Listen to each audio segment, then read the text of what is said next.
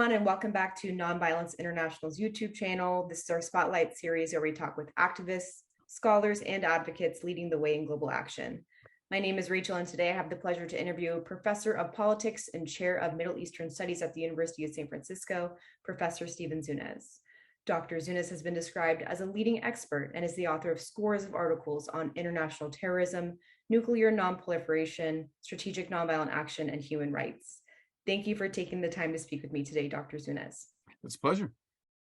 So during this interview, I'd love to cover three aspects of your activism. Obviously, the influence of civil resistance during your youth, the creative process behind designing and implementing training for nonviolence in classrooms, and of course, your expertise in the occupation of Western Sahara. So to get started during our discussion, we're definitely going to be talking about civil resistance. So maybe you can start by explaining your introduction to nonviolent activism. Well, growing up in the South in the height of the civil rights era, obviously, opened my eyes to the power of nonviolent action. My parents were active to some degree in the movement. Didn't get arrested themselves, but they were certainly important allies. And I could witness the violence. That our house was shot at, actually, because when my father was teaching at a historically Black college in Mississippi, and and they lived in rural counties where the police and the Klan were very closely cooperating. So, yeah, I realized that nonviolent action is something that you really are. It's not something to be taken lightly. That it not only has the power to create change, but there is indeed some risk involved, and so it's just something that it's not just the kind of thing where middle class college kids can go and get this afternoon get arrested at some protest and go home and assume the charges will be dropped or whatever. But there is some. It does take some real commitment, but the very fact that despite the ongoing systemic racism in American society, the fact that legal segregation is no longer acceptable, that it is that this movement did help make possible the Omnibus Civil Rights Act, the Voting Rights Act, the open housing laws and the like. It was very impressive. Also, of course, coming to age during the Vietnam War and supporting draft resistors and the massive nonviolent ongoing resistance to that, that eventually forced the U.S. Withdrawal. And then involved as a college student and graduate student in the campaign against apartheid in South Africa, supporting boycott, divestment, and sanctions against targeting the South African regime, and indeed the largest mass arrest in terms of college and university students actually took place during the 1980s, in the height of the Reagan era, in the anti-apartheid movement. So it was something that was very much part of my upbringing. The other thing that really got me interested in it was that being an undergraduate in the 1970s, I was involved in various left-wing student activism, and including what was then known as Third World Solidarity, supporting revolutionary struggles around the world and opposing U.S. support for various right-wing dictatorships that were suppressing their people. But I was kind of turned off by the this kind of romantic, naively romantic view towards armed struggle by these white middle-class students who never have to be on the receiving end of a counterinsurgency war. This is with the, I never got into the Che t-shirts and the, that whole scene. And I grew up in a Christian pacifist family, and so I had some trouble embracing the idea of armed struggle anyway. But people would say, why, look, structural violence, kills 10 times more people as behavioral violence. If an armed revolution can end the structural violence, isn't that the more nonviolent way to go? And I couldn't argue with the reality of the structural violence, but I didn't think it was an either or kind of thing. And this is what got me interested in the writings of Gene Sharp and George Lakey and some of the early theorists of nonviolent action who were looking at it, from a strategic aspect. And so even though I through that, I was able to, recognize and appreciate the power of strategic nonviolent action. Indeed, ever since then, my focus has been not on the moral or an ethical side of nonviolence, so that's certainly important, but looking more from the perspective of a strategic analyst, seeing it in many ways as the ultimate asymmetrical warfare. You're a strategic analyst now, but were you ever once that young, angry, liberal rebel who just wanted to stand up for the right thing? And when did that switch? Well, very much so. I mean, I was certainly very much of an activist in all sorts of causes. I was arrested 6 or 8 times between my late teens and late 20s, and I was fairly strident in certain ways. I mean, I was more on the anarcho-pacifist feminist wing of the left than the Marxist-Leninist wing of the left. But in many ways, I was just as presumptuous as my Marxist comrades in terms of believing how dramatically and quickly change could take place. I did see myself in many ways as a revolutionary. But I eventually realized that I was a better intellectual and activist, and that the change would take a longer time, and in this country, at least a more gradual time, and that by my best way I could contribute to social change, to peace and justice, would be in a more academic setting. And so, in my late 20s, I did return to I went to undergrad school and have had an academic career ever since. So I've certainly been involved in certain causes, though often more as a board member or consultant than someone who is really out on the streets that much. When I go to marches and rallies, I'm often there as a speaker, but I'm also certainly take part as a participant and as well. You mentioned your kind of switch to education. Now, as a professor at USF, your course on nonviolent alternatives is rather revolutionary in that it was one of the first nonviolent training courses to be taught on a higher education campus. So why teach this? Well, it's quite interesting. I mean, up through the 1970s through 1980s, there wasn't a single course in the political science curriculum in the United States that looked at nonviolence or nonviolent action. There were certainly courses in ethics, philosophy, religion, and you started to see a few in sociology. But a freshman seminar I taught while still a grad student at Cornell was the very first one to be on the college curriculum. I taught a similar course at Ithaca College, Whitman College, and then eventually here at the University of San Francisco. Similarly, I was organized the first panels or I should mention that now there are quite a few courses around the country, looking at nonviolence and nonviolent action in political science and of course in other fields as well. Similarly, I was probably the first person to organize a panel at the American Political Science Association and the International Studies Association at their annual meetings on strategic nonviolent action. But now, if you go to those gatherings, you'll find multiple panels on this, as well as additional individual papers in quite a few. So it's been quite dramatic to see how strategic nonviolent action has made it into the mainstream of academia. The compendium by the International Studies Association of the 400 or so subfields recognized, in international studies, which of course is a very broad-based, field. I was asked to write the entry on a nonviolent social on strategic nonviolent action.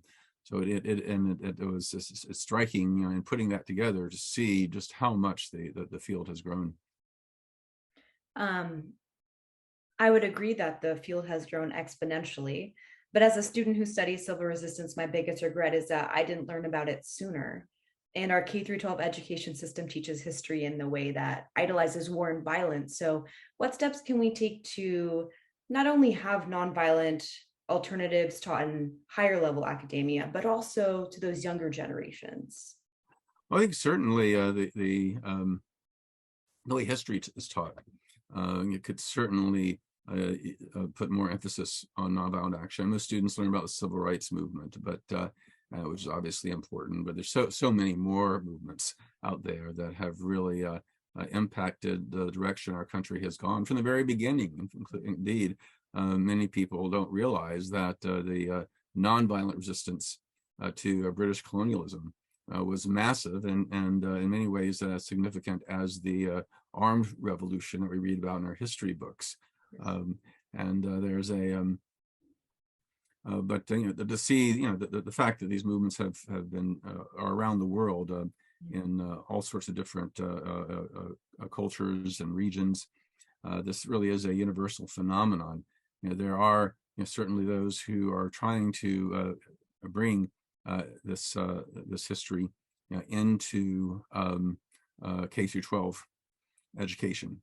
But it's been something of a slow process. But learning about that is important, and I think it's and I would really welcome schools to bring in people who are veteran activists to tell their stories, because I think that is something that young people really need to hear.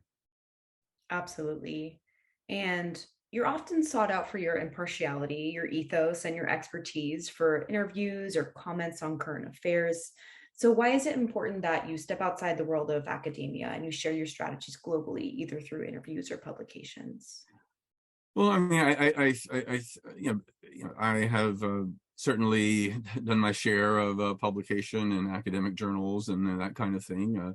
I am a tenured full professor, so on certain levels, I jump through the right hoops and that kind of thing. But much of my writing has actually been to try to reach a broader audience, and I think with the internet, that becomes easier. And I've also done a fair amount of training. I originally became a trainer when I in my early 20s, when I lived in the Philadelphia Life Center, and was part of Movement for New Society, a big international training center there. And I've relied on this to do workshops and seminars around the world, and often working with veterans of the struggles, from South Africa, from Serbia, from other countries that have experienced these unarmed insurrections and have faced down the tanks themselves. And it's a real pleasure to meet all these people and to and people who are in ongoing struggles, and to and and also the fact that I do come out of the left, that I realize that in Martin Luther King's word, the United States is the greatest perpetrator of violence in the world. Then I also remind people when I am in international settings that I would not be talking about the power of nonviolence to them if I wasn't involved in nonviolent struggles in this country against U.S. imperialism and the kind of military and economic policies that have inflicted so much harm in the world. You travel frequently and you share, you collaborate, you teach with others. And recently you traveled to the Saharawi refugee camps this summer in Algeria. What did you see at these camps? Well, it's quite remarkable that the degree of self-governance, the way that women are in leadership. These people who've been refugees in one of the hottest, most inhospitable parts of the Sahara Desert since 1975, when the U.S.-backed Moroccan invasion drove nearly a third of the population from their homes.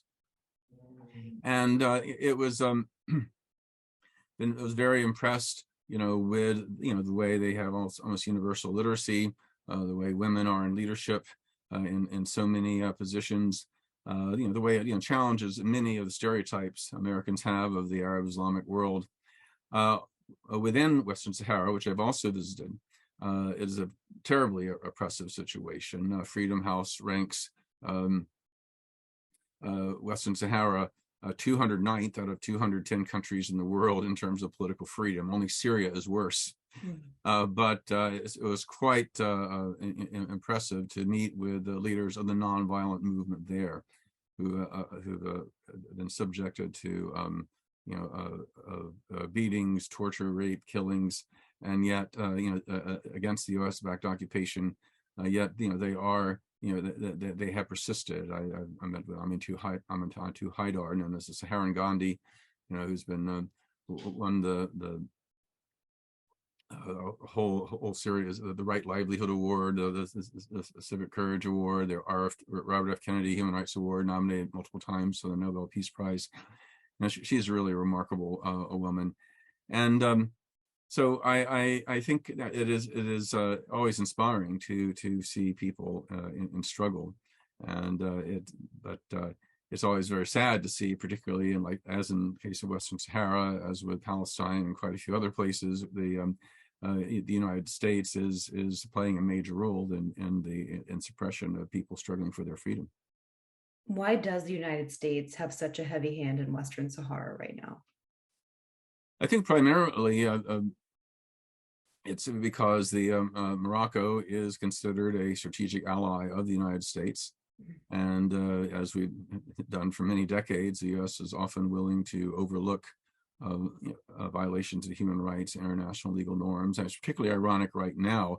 The United States has been taking a strong stance, of course, against the Russian invasion of Ukraine, pointing out quite correctly that no country can unilaterally change its international borders. No country can expand its borders by force. Yet the United States is virtually the only country in the world that has formally recognized Morocco's illegal annexation of Western Sahara. Western Sahara, formally it's known as the Sahrawi Arab Democratic Republic. It's a full member state of the African Union, been recognized by more than 84 countries. Their government controls at least a third of the population, counting the refugee camps. And yet, if you look on U.S. government maps, there's no demarcation between Morocco and Western Sahara, and very different than most world maps that you'll look at. So the U.S. very much is an international outlier, and but I think in large part the United States says this because they get away with it. I mean, even people who are involved in human rights issues on Palestine or on Yemen or on any number of other pressing issues around the world are not familiar with Western Sahara. It's kind of fallen off the radar in many respects. I mean, it's something of a cause célèbre in Spain and other European countries, but those of us on this side of the Atlantic, unfortunately, have largely ignored it, despite the important role that the United States has been playing. I wanted to end our time together with what you find most hopeful in preparing future activists around the world. Well, I think one is that those who keep track of these sorts of things note that the number of popular protests of one kind or another forms of nonviolent resistance, and the numbers of people participating is higher than any time in history. This is also true here in the United States. And I think and especially among young people who are facing the very real threats to the planet, from climate change, the rise of a very dangerous right-wing populism, and increasing economic inequality. And we're finding that young people in particular are wanting to think more strategically.